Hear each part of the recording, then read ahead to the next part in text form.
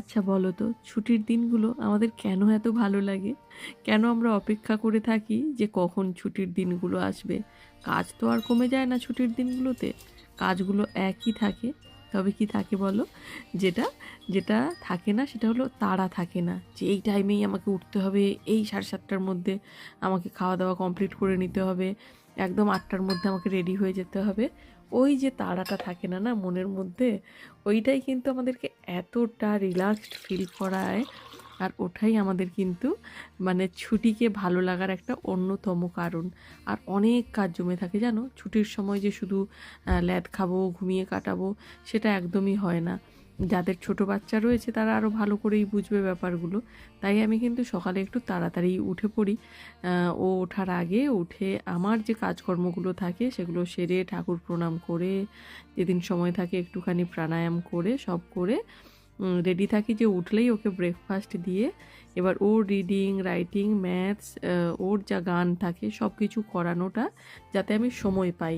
কারণ ছুটির দিনগুলোর জন্য ও কিন্তু অপেক্ষা করে যে আমাদের সঙ্গে ও একটুখানি সময় কাটাবে। এই যে দেখো, রান্না বান্না করতে বসে গেছে, মানে আমার রান্নাঘরে যা জিনিসপত্রগুলো অনেক দিন ধরো প্যাকেট কাটা হয়ে গেছে আর সেগুলো আমি ইউজ করব না, সেগুলো ওকে দিয়ে দিই রান্না বান্না করতে। আজকে একটু রোদ্দুর বেরিয়েছিল তাই বাইরে আমি বসেছিলাম ফ্রুটস কেটে ওখানে খেতে বসতে।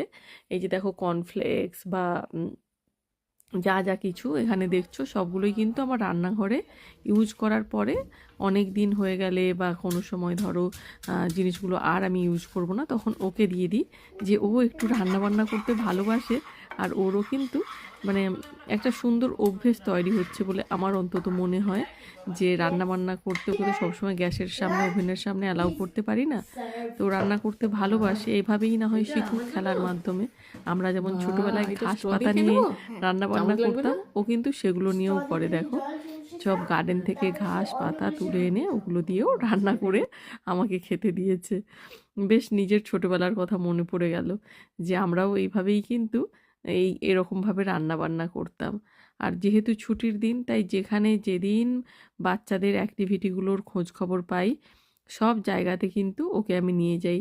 অন্যান্য সময় তো ওকে নিয়ে সেরকমভাবে বেরোনো হয় না, সেজন্য এই ছুটির সময়গুলোতে বাচ্চাদের জন্য যেখানে যা যা অ্যাক্টিভিটিজ আয়োজন করা হয় যতগুলো পারি সবগুলোতেই কিন্তু ওকে ওর স্কুলের বন্ধুদের সঙ্গে নিয়ে যাই, তারপরে পার্কে নিয়ে যাই। এইভাবে স্কুলের বন্ধুদের সঙ্গে ওর খানিকটা সময় কাটে। আর আর বেশ আনন্দের হয়ে ওঠে দিনগুলো ওর কাছে।